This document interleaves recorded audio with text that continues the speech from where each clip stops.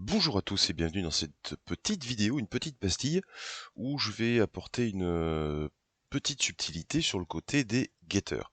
Parce que cette subtilité, en fait, vous pouvez la retrouver dans des documentations, et autant en parler. Alors, hop, on revient ici, on était sur notre getter Marcel, pour un state tout à fait classique. On va reprendre l'exemple qu'il y a dans la documentation de Vue.x, et ici on va mettre un array, un tableau où on peut avoir plusieurs données. Et en fait, on va voir que le getter peut aussi prendre un paramètre. Un paramètre pour isoler une donnée parmi celles qu'on aurait euh, dans notre tableau.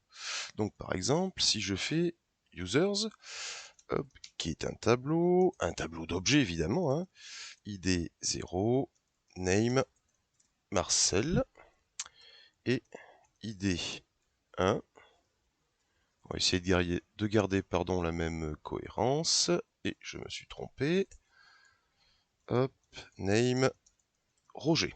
Voilà, ceux qui suivent les vidéos depuis un moment, ils savent bien que Marcel et Roger, ce sont mes variables préférées.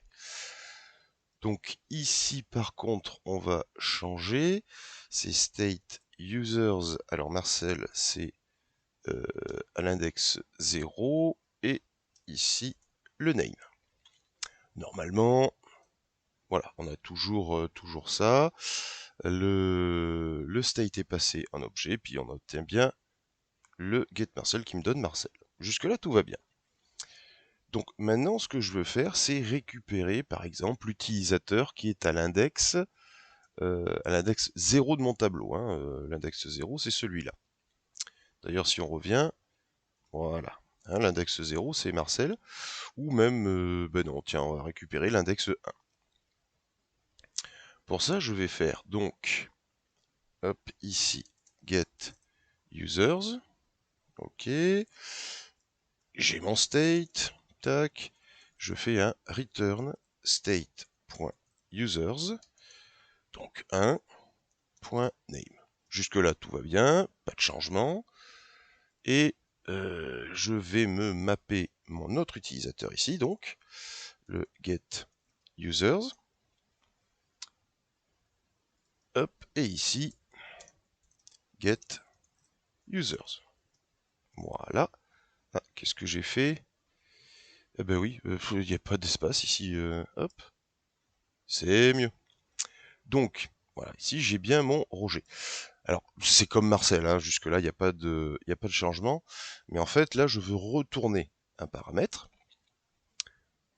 Donc, il faut que je fasse comprendre à mon getter qui va prendre un paramètre. Si on fait le réflexe classique de n'importe quelle fonction, on pourrait se dire, bah, le paramètre, il va passer ici, et puis au final, je mets id ici.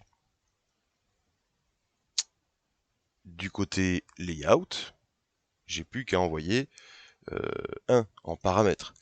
Et en fait, ce petit côté-là ne fonctionne pas. Impossible de lire les propriétés. Il y a une syntaxe très particulière. Alors, hop, je vais garder ça ici. Et, tac, on va revenir comme c'était. Donc, un get users. Alors, mon get user, il reçoit un state. Jusque-là, pas de souci. Et ensuite, je vais dire qu'il va recevoir un id. Grosso modo, je passe du state, je passe aux paramètres, etc., etc. Et ensuite à ma fonction. Et à ce moment-là, hop, j'ai mon Roger qui est apparu ici.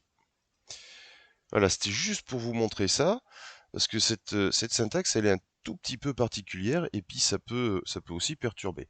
Il n'y a rien de méchant, c'est juste comprendre que nos getters, ils peuvent recevoir des paramètres, et ces paramètres, eh bien, la syntaxe est assez particulière. Alors c'est ce qu'on appelle le method style access, pourquoi pas, hein, ça vient de la documentation. Mais au final, ça vous permet d'avoir des getters précis sur un state où il y aurait plusieurs données à l'intérieur, un tableau, une propriété.